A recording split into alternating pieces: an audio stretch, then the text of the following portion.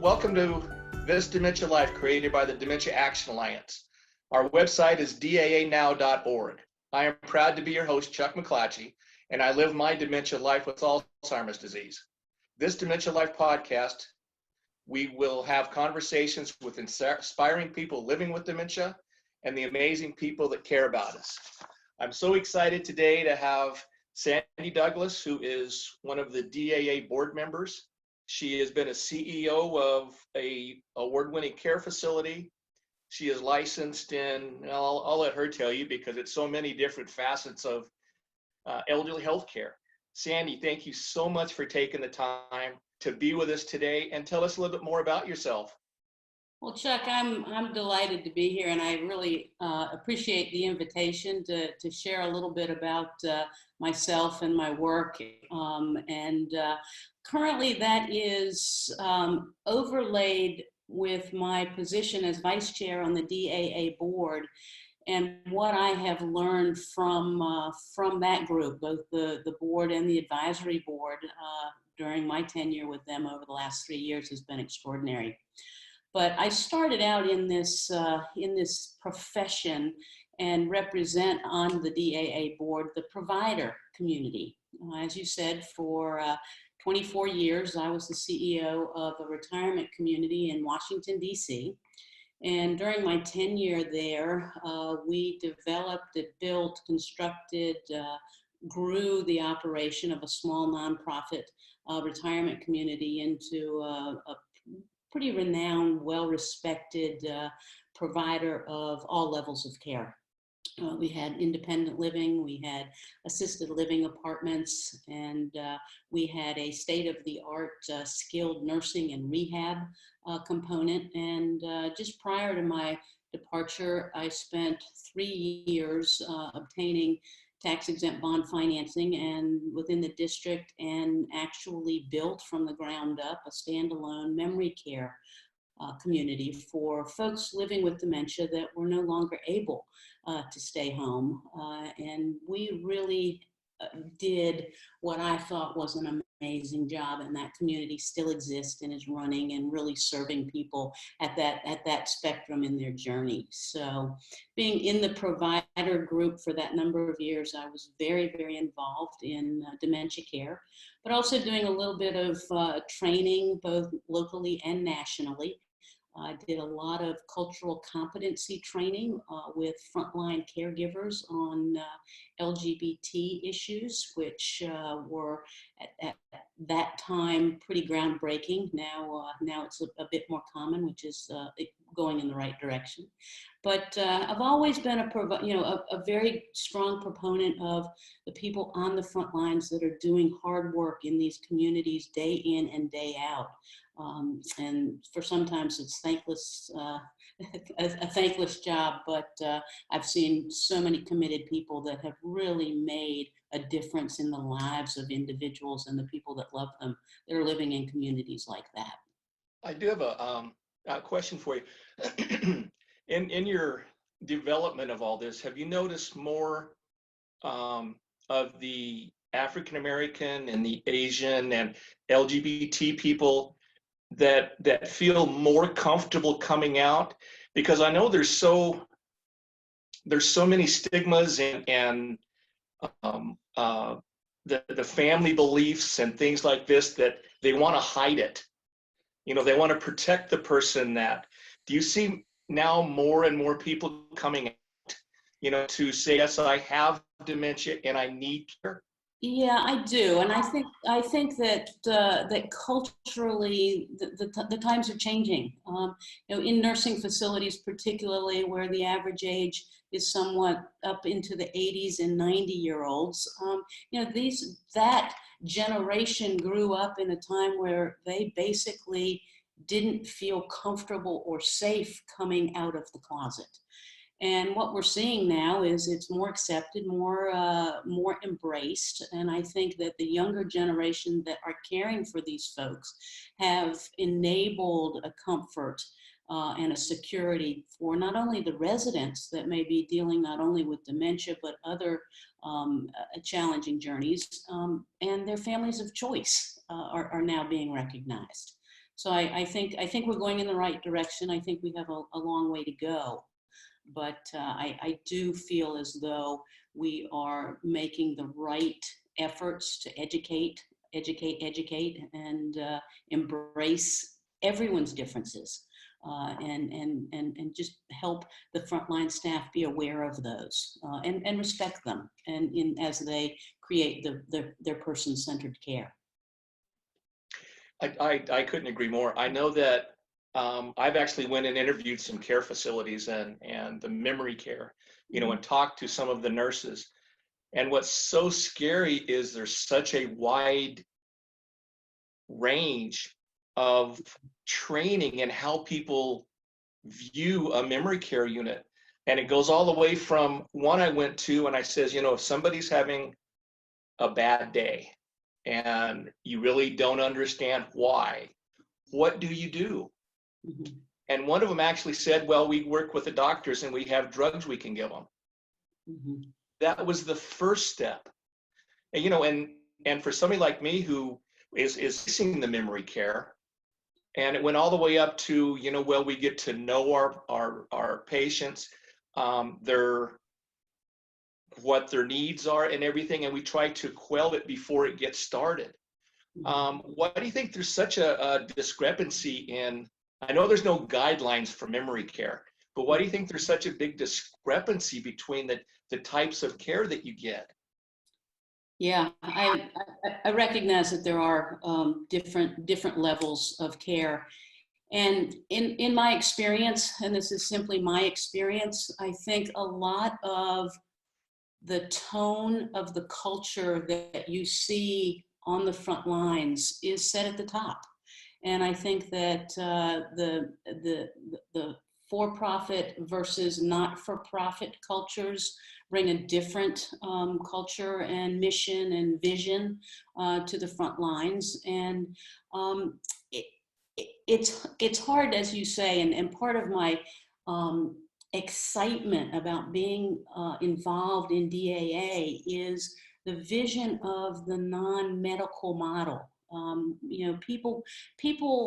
People with dementia, people without dementia, we've all got individual needs and likes and desires and responses. And if we can hear from people like you and the advisory board members now of what's important to you, what do you like, what do you want as this journey continues, how can we help you? It's incredibly helpful to the people that are taking care of, particularly the residents in the communities as you described. But it's important to find out what makes you tick? What's important to you? Tell me now, let's write it down so that as the journey continues, we can better address that and make sure that, we're not playing the Beatles music for you when you really want to hear Bob Dylan. So it's getting down to the details of what people want, what they expect, and what they need, and go there with them. And that's particularly important in a community setting. I'm glad you mentioned something about, other types of sicknesses and illnesses. I think a lot of what we do and even that you do, it's not just quote for dementia. It can be used every place. Our training as to trying to keep a positive attitude, that can represent anything that you go through, and people do it every day with, having a lost one, losing a husband, losing a wife, losing a partner, losing a child, and it's how they pull themselves back up. And I think they need to understand that there are people like you that have dedicated their entire lives to helping us. And with the situation with our healthcare right now, you're going to pay a lot for care. But if you can find facilities that, how would you explain the correct facility to look at whenever I try to get people to go look at them? while they're still cognitive, while they can still see and what they like and what don't like. What would you suggest questions and stuff that we ask? Yeah, no, I think that's great, a great suggestion. I think that, now is the time, if there is ever a need for elder care in a community setting, now's the time to become familiar with those communities in your own area where you live. Volunteer opportunities in those communities might help you to identify some of the pros and cons of different communities. Visiting them, talking with people, going in off hours in the evenings or on weekends, and talking with the staff and the residents and the visitors. You can tell a lot about the culture simply by going into some of these communities. Are the staff smiling? Are they engaging with each other? Are they engaging with the residents? Or are they sitting at the nurses station looking at their phones? Are the residents engaged? Are there clear activities and engagement going on? Is there stimulation? Is the leadership staff visible? There are so many things that will really be helpful that one person can learn simply by going into a facility, and go more than once.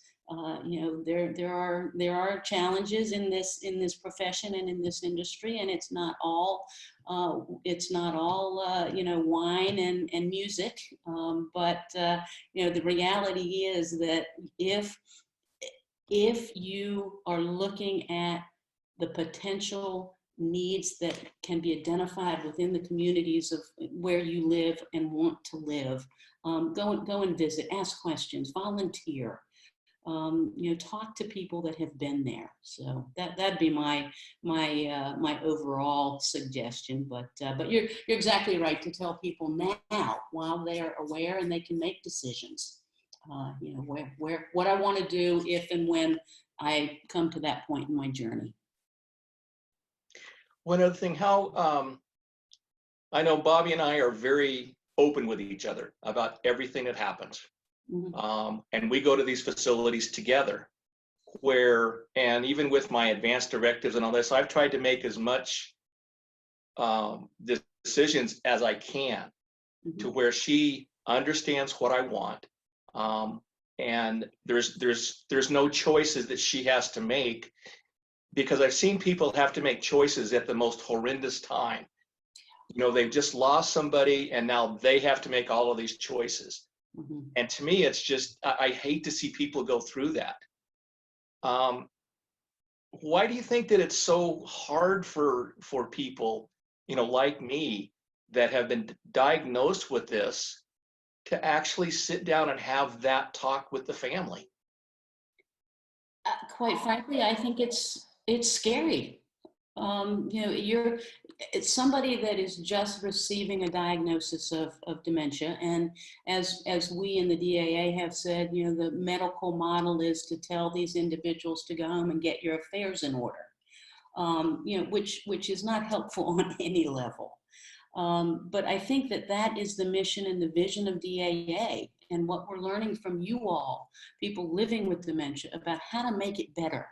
And what comes to mind is the whole caring conversation dialogue that Karen Love and Jackie Pinkowitz have put together, and that really encompasses what's important for me, even after I've been diagnosed with dementia, and it puts on paper, in a non-threatening way, what vegetables do I like? What music do I like? If I go outside, do I like spring or fall? What is important to me? Who are the people that are close to me? What do I want people to know about me today that's not going to change? My memory and my actions and my behavior may change, but the core of what I am and who I am won't change. And that information being written down by individuals like you and your care partners and people that love you just makes it easier for people at the end of the journey that may need to help you and your loved ones get through it? I think too, I'm very open that the one thing that just scares me the most Mhm. about this journey and where it ends up is I don't want to become a burden, and I don't want to become combative and uh, be rude to people and things like this. Mhm. And when I talk to some of the I actually going to talk to the nurses in the care facility. And surprisingly, it seems over the past couple of years, a few more and more, actually say, well, we get to know our residents and can understand. We talk to the family. What are they like? What do they don't like? Yeah. What are their needs? And find out so much more information about somebody rather than just being a patient. Mhm. But the bad thing is most of the time, I think I'm the first person with dementia that they've ever talked to. Mhm. Yes. Is it that odd, or I tell everybody that I know that has it to do this, and I Yeah. know not very many people do because it is scary. Well, But yeah, and how do you? I think that's the importance of particularly the DAA advisory board that's made up of folks that are living with dementia, that are living well with dementia, and have the capacity to tell people that. And I've facilitated some advisory committee members, advisory board members talking to assembled groups, and it's amazing the impact that you all have on people that have a stereotype of a person living with dementia is certainly not somebody that's hosting a podcast. I'd It's like to ask you. I know you have an extended background in elder care and memory care and all of that. But how is that when you're? I know that you have family members that develop dementia. How hard was that to relate one to the other? well, I think it both helped me prepare, and I think it also stunned me as to the reality of the differences. My tenure in long-term care afforded me an opportunity, literally over my 24 years, to walk alongside hundreds of family members and residents as they were managing the journey of the admission, the diagnosis, the living with, and then transitioning into higher levels of care as needed. And the sons and the daughters and the partners and the wives and the husbands and the families. It's hard, and being the expert in the facilities and managing all of that, um, I, I think was comforting to them, and it certainly fed me in terms of my professional growth. Um, when it was my own mom that was diagnosed, and we began to realize that she could no longer safely and independently live at home, I was distant, out of town. My mother, as we referred to her lovingly as Fran, lived in North Carolina, and I was fortunate to have two sisters that lived nearby her. One particularly really picked up the bulk of taking care of Fran and overseeing her needs. But it was clear to me at one point when I visited that it was time. And I really was in a position of becoming the expert and the daughter who said, it's time, talk to my sisters, and off we went to look at options for helping Fran transition from living independently and transitioning her into a community.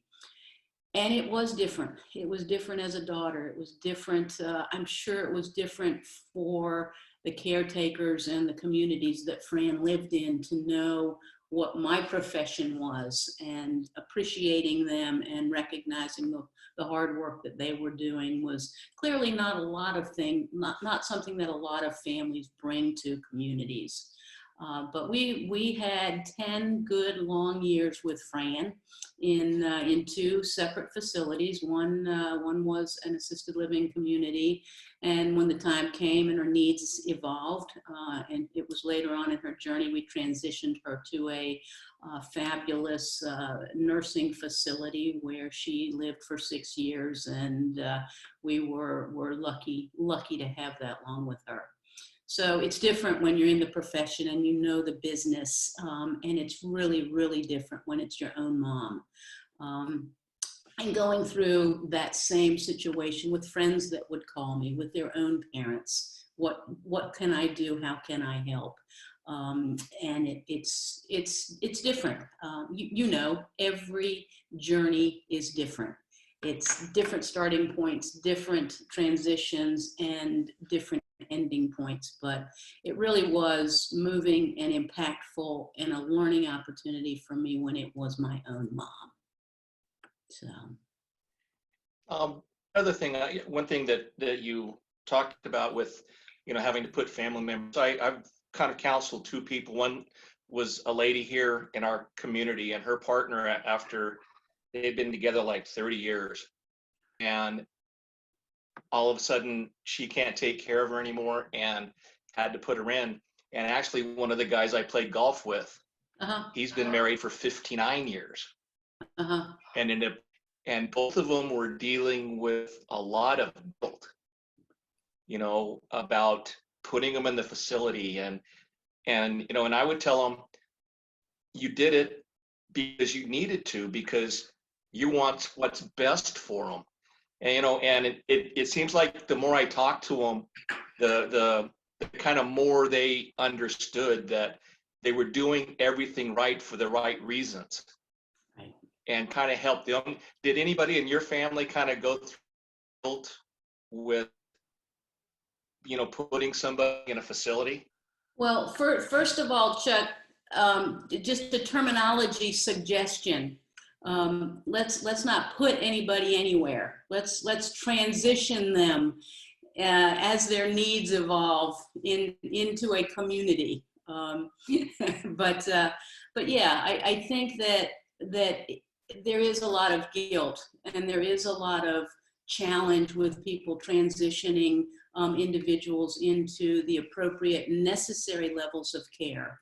And what folks need to really remember, that sometimes those transitions are indeed the right choice and the best thing for the people, the individuals living with dementia.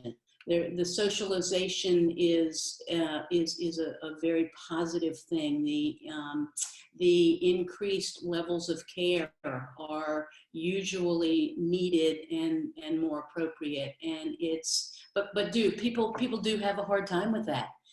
And until they realize that it enhances, in most instances, the quality of lives of those individuals, and that they become comfortable with that. But it's tough. It's real tough. So number one is thank you for correcting me. I say that sometimes and I don't think, but I think I'm going to use the words that you meant, that they needed more care. And because I shouldn't have used that facility, because that has kind of negative connotations on it. But I also like to ask people, if this is the first video that they're going to watch, and it could be a partner or somebody living with dementia, and what would you say to them? Because that process of when you find out somebody has it, and you just want to understand things, and it's like you're in this little cloud. What would you say to them? I guess I would start with helping and hoping that they understand the importance of taking care of each other, but also taking care of themselves. And recognizing that some folks can't be all things to some folks, and that's going to be a continuum. That's very well said. One thing I have to ask you, we need to have at least one daddyism. Because if I talk to Karen, she's going to ask, and she already let it out of the bag that your father was a unique man Yeah. with some of his sayings. So can you share one with us? Yeah, he Colonel Douglas was an amazing man. Let's see if there's one I can actually put on video. I followed him around growing up. He was quite a do-it-yourselfer, and whenever we were in the workshop or on our backs side by side under the dishwasher fixing it or whatever, he used to always tell me, if it is hard to do, you don't have the right tool. And I think that that holds true in the workshop and with do-it-yourself things, but also respect in life. So if it's hard, then you don't have the right tool. Well, thank you so much. And I want to thank you so much for taking the time. Oh, it's been my It's pleasure. greatly appreciated. Yeah. And you are an amazing lady to talk to. And thank you so much. as well. I applaud you, Chuck. All right. All right. You take care and enjoy yourself. All right. Thanks. I'd like to thank Dementia Action Alliance for their support. On behalf of This Dementia Life, I'd like to thank you for joining us today. You can join other podcasts on our website, daanow.org. Click on podcast. Please join again to meet the most inspiring and amazing people on This Dementia Life. I'm your host, Chuck McClatchy, and remember, the brain may forget, but the heart remembers. See you next time.